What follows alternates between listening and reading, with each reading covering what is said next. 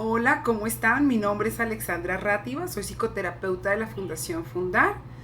Recuerden que estamos en un ciclo de conferencias virtuales para las familias de las personas que tienen una adicción, que han desarrollado una enfermedad de tipo adictivo o dependencia, ya sea alguna sustancia psicoactiva, ya sea alcohol o drogas, algún comportamiento como el juego, las redes sociales, la comida, el sexo, bueno, cualquier comportamiento que sea de tipo compulsivo y que se haya desarrollado una dependencia, ¿sí?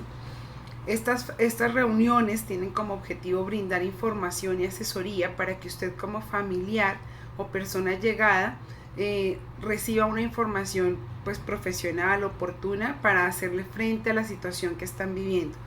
Recuerden que no es únicamente la persona que desarrolla la adicción la que tiene problemas o vive mal, sino también todas las personas que están alrededor de ella. Y generalmente nosotros como familiares creemos que no necesitamos la ayuda o que no necesitamos hacer cambios en nosotros, y digamos que el objetivo de estas reuniones es llevarlo a usted a la comprensión de que usted también necesita ayuda, de que usted también necesita comprender en qué consiste la enfermedad de su familiar o de su amigo, pero que usted también en esa dinámica de relación, en esa interacción, también ha desarrollado comportamientos disfuncionales, quizás ha brindado pensando que es de la mejor manera, con la mejor actitud, que las cosas que usted empieza a hacer por su familiar van a generar un resultado positivo, y al contrario lo que ha generado es mayor conflicto o ha mantenido o promovido el consumo o la enfermedad como tal. A la persona que desarrolla una adicción, pues se le llama dependiente o adicto. A la familia o personas cercanas, no digamos que el nombre que nos corresponde sería codependiente. La sesión anterior vimos la definición de codependencia y revisamos los signos y síntomas de la codependencia. Hoy voy a hacer un pequeño recorderis para dar la introducción al tema que vamos a trabajar en esta semana, que son las causas de la codependencia, de dónde surge que nosotros hayamos desarrollado una codependencia. Bueno, recuerden que la codependencia, la primera parte de la palabra es de origen latín, que significa con un dependiente. Somos la compañía o la persona que está alrededor de alguien que tiene una dependencia. Giramos en función de esa persona y de su enfermedad.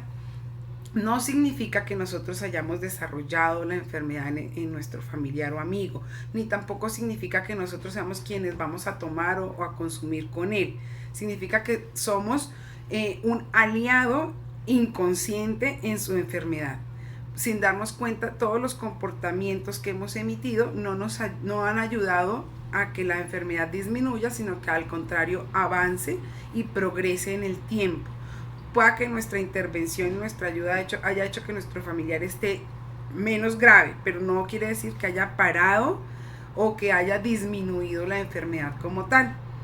El codependiente, como les decía, es un aliado inconsciente de la enfermedad, con todos los patrones de conducta y de comportamiento que desarrolla. Es un cómplice involuntario su función principal es la de proteger. ¿Cómo así que la de proteger? Sí, protege como tal al adicto o al dependiente de los efectos y de las consecuencias negativas que trae su consumo o su comportamiento. Le ayuda a mantener la ilusión, una falsa ilusión de que puede continuar con sus comportamientos de consumo y no va a pasar nada grave, no se van a generar problemas, porque el codependiente todo el tiempo está en función de rescatarlo, de minimizar el problema. La codependencia en general le ahorra al dependiente o al adicto las consecuencias negativas, le ahorra la capacidad de tomar decisiones frente a su enfermedad, o le ahorra la capacidad, o finalmente le ayuda a no tomar,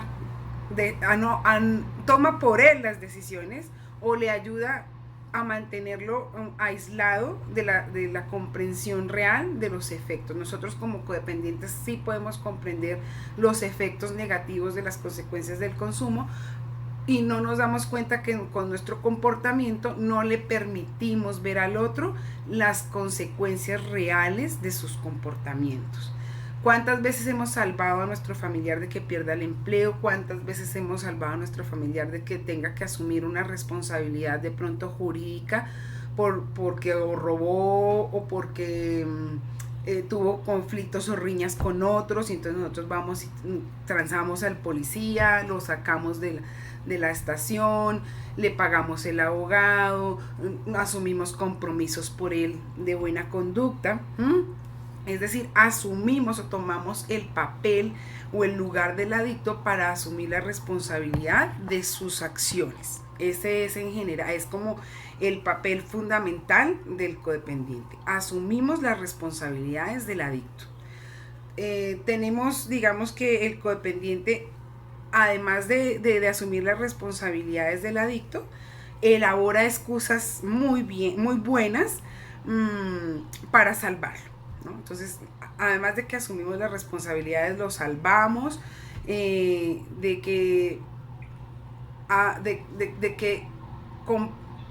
que asuma estos efectos negativos.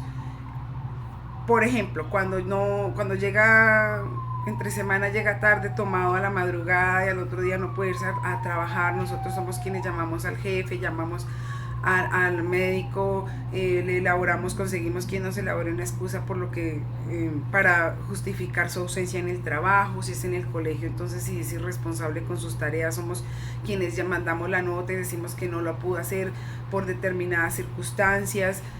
Los estamos rescatando, salvando de toda situación adversa que esté dentro de nuestro alcance, ¿no?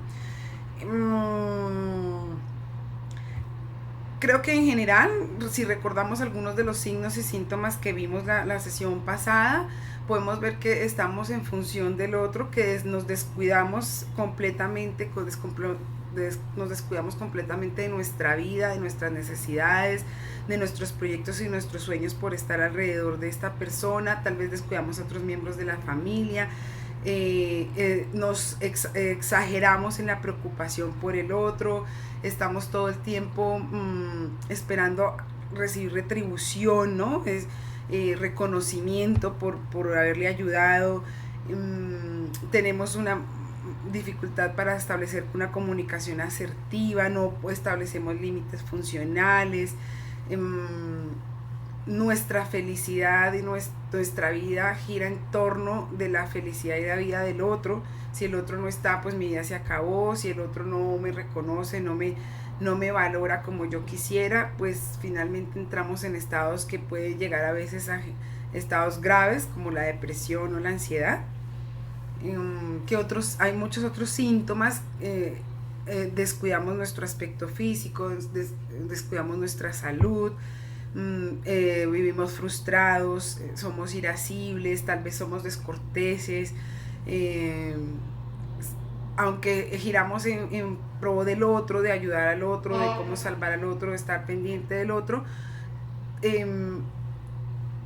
Por lo general damos cantaleta, estamos echando en cara, vivimos frustrados, amargados, con rabia, no manejamos adecuadamente nuestras emociones y nuestros sentimientos. Bueno, ya entrando en materia, vamos a ver vamos a ver hoy dos causas principales de por qué nos desarrollamos esos patrones de interacción o de vinculación con el otro codependientes. El primero tiene que ver con algo que se llama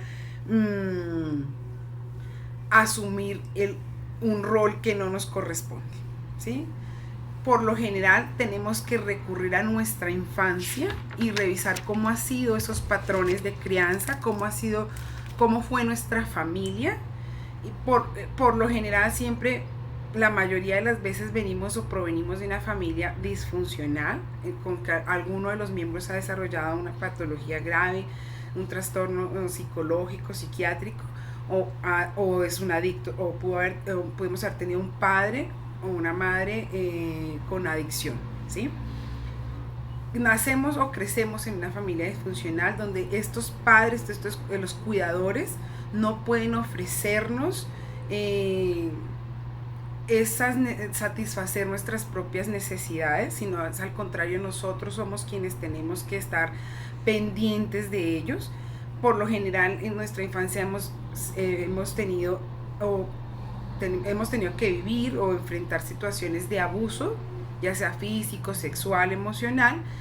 Hemos tenido que vivir negligencia emocional y hay inversión de los roles. Si hay un padre o una madre que tiene una adicción, que su vida está llena, alrededor de su vida y su vida en general está llena de problemas, pues evidentemente no va a tener las herramientas ni tampoco la disponibilidad emocional para hacerse cargo de unos hijos de forma saludable. Al no tener esta disponibilidad, al estar rodeado de tanto caos, de tanta crisis, de tantos conflictos, por supuesto que los hijos van a tener que asumir el rol de padre, y ahí es donde decimos que hay la inversión de roles. El padre se vuelve hijo y el hijo se vuelve padre. Cuando finalmente nos vemos expuestos a una situación en donde quizás el padre sea alcohólico y la madre tenga que trabajar todo el tiempo y sea uno de los hijos, especialmente los mayores, los que tienen que hacerse cargo de los otros, de sus hermanos, ¿qué pasa?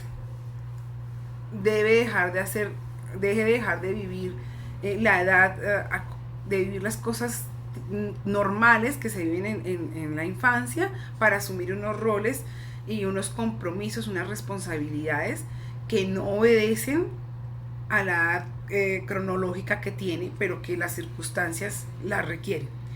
Estos padres con graves problemas psicológicos, pues evidentemente no van a poder identificar en sus hijos qué necesidades físicas y psicológicas tienen, y por supuesto al no identificarlas no las pueden satisfacer. Este hijo que ha estado parentalizado, que se invierte su rol, pues va a tener que asumir el cuidado de este padre y quizás de sus hermanos. Y por supuesto que va a estar en función de resolver las necesidades de otros. Y aprendemos desde pequeños a que tenemos que estar resolviendo las necesidades físicas y psicológicas de los demás y no las propias. Ni siquiera somos capaces de identificar cuáles son nuestras necesidades y pues mucho menos de satisfacerlas. Cuando hemos carecido de amor, de afecto, hemos pasado por necesidades económicas muy pues severas, por lo general lo que suele suceder es que genera sentimientos de frustración, de vergüenza, de culpa, de resentimiento, de dolor, de tristeza, y el tiempo va corriendo rápidamente en que no te da tiempo quizás de buscar ayuda, y menos si somos pequeños. No sabemos que posiblemente, si nuestro cuidador no nos enseña no es el mejor modelo para enseñarnos, que precisamente son los adultos quienes deben estar pendientes y orientar estos procesos, preguntar cómo se siente, qué necesita, cómo le puedo resolver, si presenta dificultades en el colegio, ya sea porque tiene bajo rendimiento escolar, cómo le podemos ayudar, ya sea porque le hacen bullying. Hemos recibido muchos casos en donde los muchachos van muy mal presentados, en donde no tienen las herramientas, el cuaderno, los útiles, los libros, y debido a esto quizás ni siquiera a las 11 sus otros compañeros abusan, presentan bullying, maltrato, matoneo, y pues a quién le vas a contar, a quién le vas a decir lo que te está sucediendo si tú, cuando llegas a tu casa, tienes que cuidar a un niño pequeño que es tu padre, quien llega tal vez borracho, que llega tal vez agresivo, que tal vez llega drogado, que ni siquiera se presenta a la casa, y tú tienes que resolver todas las cosas que se presentan en el día a día, ¿no? Porque muchas veces asumimos ese rol cuando el padre es alcohólico, entonces ese padre ausente ese rol de padre lo viene a desarrollar uno de los hijos, o si es la madre, entonces el padre es el que trabaja y finalmente uno de los hijos es el que desarrolla ese rol de padre. Eso digamos que tiene que ver con la inversión de roles, y ahí se conecta con la negligencia emocional, pues nadie nos pregunta cómo nos sentimos, cómo estamos, y mucho menos nos resuelven esas necesidades de afecto, de cariño, de amor, de sentido de pertenencia, de hábitos, de costumbres, que se requieren de educación, de corrección, que se requieren en la infancia, ¿no? Y en la adolescencia. Y el abuso, pues evidentemente también se presenta muchos casos de abuso físico, porque llegan y nos castigan, nos golpean, eh, abuso sexual, muchas veces por parte de los mismos padres o de otros familiares o parientes que llegan, pero como el padre o el cuidador está totalmente desconectado, pues no está al pendiente, o finalmente pueda que haya uno de los padres que sí está al pendiente y tenga que dejar al cuidado de sus hijos de otro familiar, y este puede aprovecharse de la situación y abusar sexualmente. Al no suplir estas necesidades, pues el niño no logra identificarlas, no logra identificar que eso que usted que está sintiendo es temor, miedo, angustia, tristeza o alegría, o finalmente si son necesidades de tipo físico, que tal vez usted requiere, ya está con los zapatos rotos y lleva todo el tiempo así, y finalmente le dicen no hay dinero, pero si hay dinero para el consumo, pues usted aprende que finalmente tiene que vivir la vida así, ¿no? Con lo mínimo, aprendiendo a gastar lo mínimo, aprendiendo a sobrevivir con lo que le dan. En este caso, digamos que hay una desconexión total de las necesidades físicas, psicológicas, emocionales del niño. Estos patrones tienden a repetirse en la adultez, por supuesto.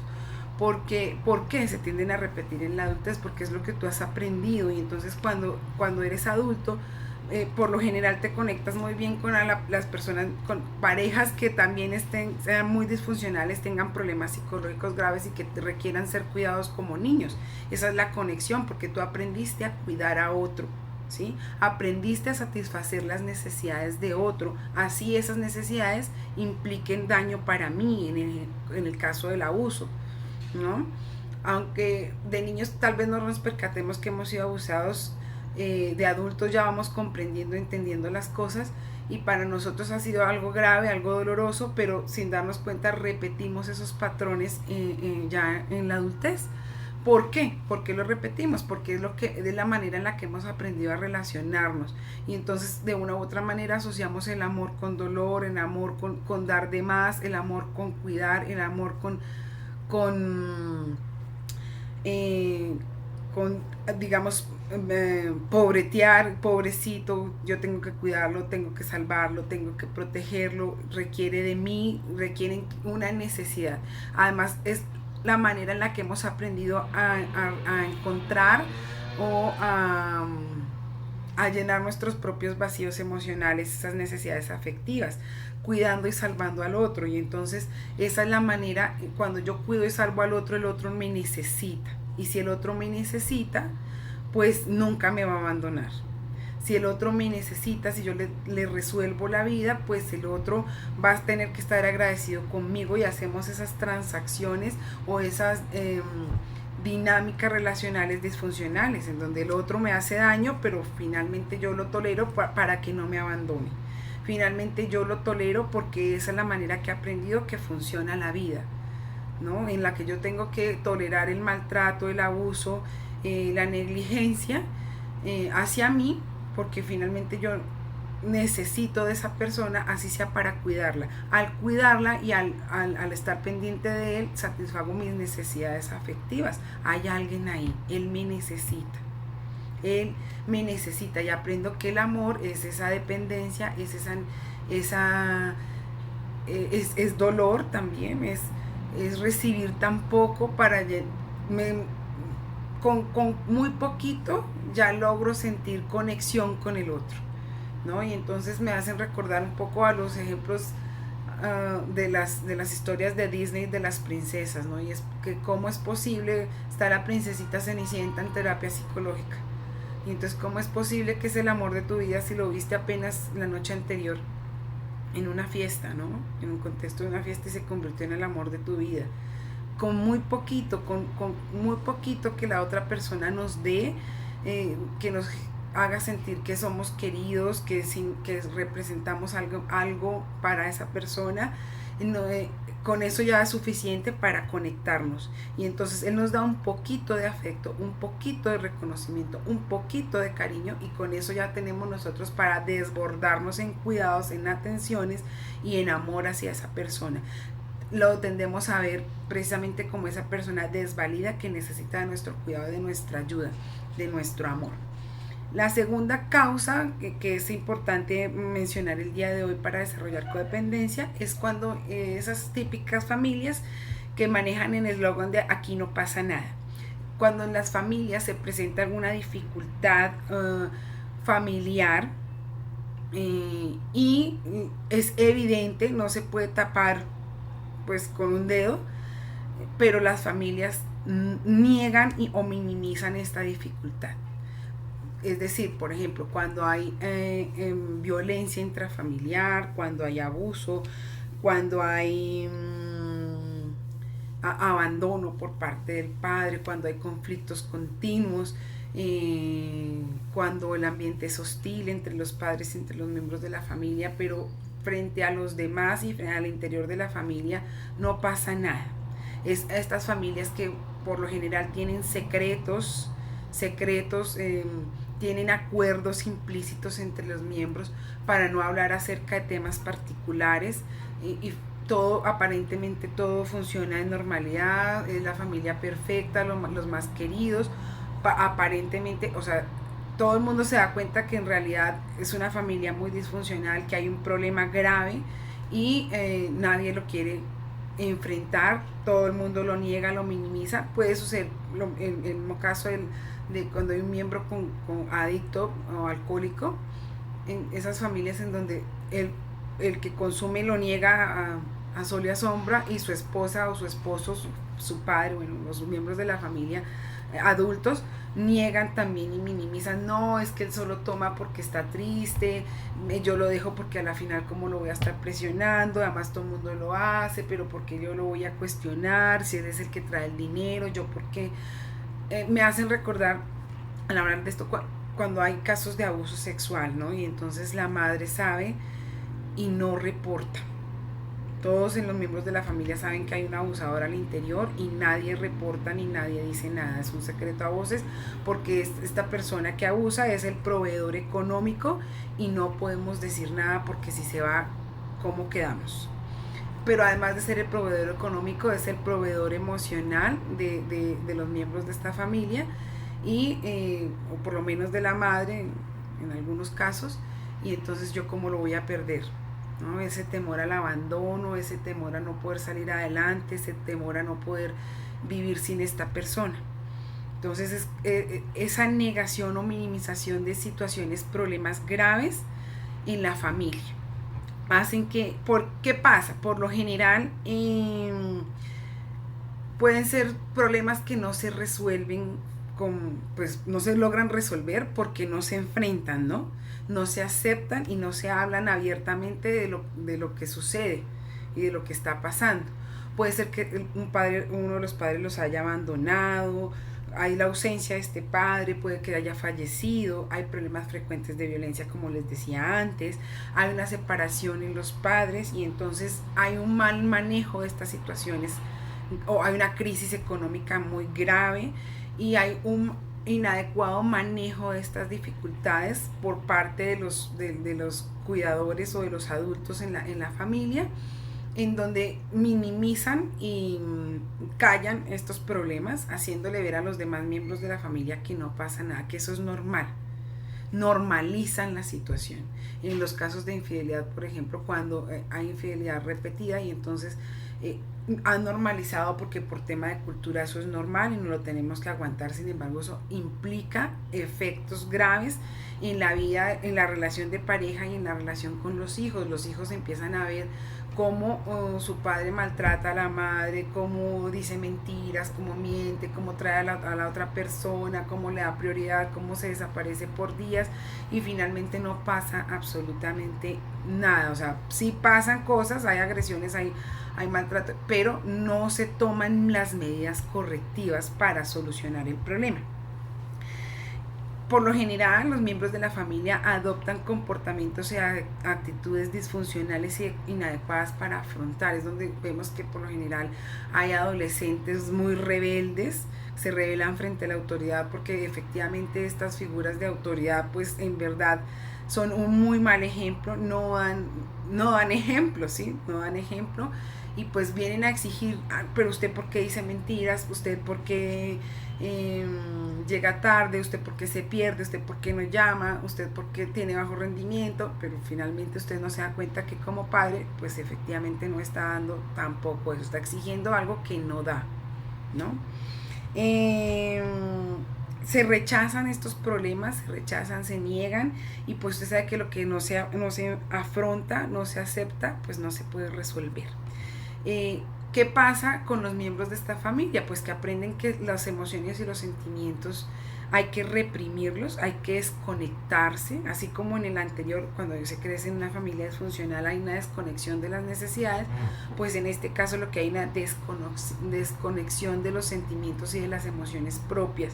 Es decir, si yo siento ira y rabia profunda por el comportamiento de mi mamá hacia mi papá, porque en realidad es totalmente inadecuado, es un muy mal ejemplo, pero me dicen usted la tiene que respetar y tiene que aceptar y yo me lo aguanto y lo tolero así y usted tiene que aguantárselo y tolerarlo así y respetarlo, no tiene derecho a opinar ni a decir nada diferente, pues finalmente estos lo que hace es generar mecanismos de defensa y se muestran actitudes desafiantes y de reproche o de evitación también puede ser en los miembros de la familia. No hay un reconocimiento de los problemas y por supuesto de los sentimientos y de las emociones tal cual los empezamos a camuflar. Detrás de esa ira hacia ese padre que es un mal ejemplo, que es un maltratador, pues lo que hay es una profunda tristeza por el daño que le hace a los demás miembros de la familia y que finalmente no se puede hacer nada para que haya un cambio. No nos podemos quejar. Las verdaderas emociones pues se reprimen y nos desconectamos. Cuando nos preguntan cómo nos sentimos, tal vez logramos decir algún sentimiento, pero en verdad no es un sentimiento real. A estos sentimientos les decimos sentimientos rebusques. Cuando hablábamos de los pasos, yo les decía que muchas veces detrás de la ira, o sea, se presenta esa ira contenida y detrás de esa ira lo que hay es una profunda tristeza. La ira es un resentimiento rebusque porque en la casa, además es lo que nos han modelado, ¿no? Que se puede estallar emocionalmente, se puede agredir al otro y esa es la forma de validar lo que tú sientes y lo que tú piensas, pero en realidad lo que hay detrás de eso, lo que hay detrás de ese sentimiento de ira contenida es una tristeza infinita, un dolor, una frustración por todo lo que está sucediendo y que no se puede resolver. Ay, bueno, estas dos causas que llevan al desarrollo de la codependencia, pues nos llevan a que siempre nos fijemos en que o desarrollemos patrones de conducta o de relacionamiento con los otros en donde la prioridad sean nosotros siempre. Aprendemos a que las necesidades de los otros son más importantes que las nuestras. Nosotros siempre vamos a estar en último lugar. Y hay cosas en las que uno se percata muy sencillas. Y es que a veces recogemos el reguero de todo el mundo en la casa, pero el nuestro no. El nuestro es el último. Cuando en verdad el nuestro debería ser el primero y deberíamos permitirle al otro asumir la responsabilidad de sus objetos personales, la responsabilidad que tiene con el cuidado de la casa, con el autocuidado y el cuidado de los otros, convivir en un lugar en donde todos debemos tener responsabilidades, derechos y deberes, pero nosotros como codependientes le resolvemos las necesidades a los demás, no permitimos que asuman esas pequeñas responsabilidades, les estamos recogiendo el reguero a los demás, pero el nuestro siempre queda de últimas. Recuerdo en este momento en el que tal vez siempre la bendición, un caso en donde siempre la mamá bendecía a todos, ¿no? A la hora de irse, pero nadie la bendecía a ella. Siempre quedamos de últimas, siempre. Compensamos en exceso cualquier muestra de cariño, de afecto que los demás nos den, nosotros la tomamos como si fuera lo máximo, como si en realidad ya les debiéramos esta vida y la otra, y entonces nos desbordamos en darle al otro. Es importante comprender que la